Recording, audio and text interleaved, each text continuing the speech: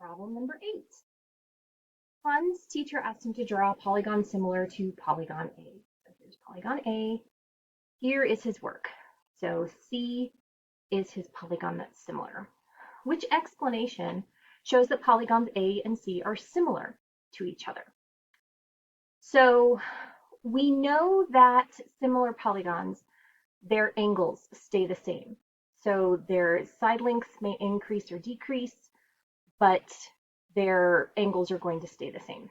However, if this one says use a protractor to measure all 4 angles in polygon A and all 4 angles in polygon C.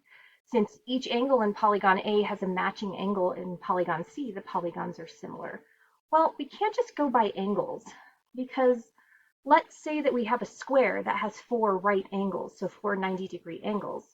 And then the other shape that they're showing us is a rectangle. Well, a rectangle also has 4 right angles. That does not mean that they are similar. So we can't just go by angles alone.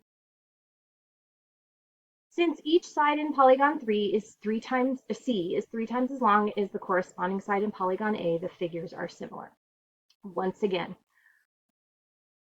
the sides being the same ratio is good, but we need to have angles and ratios.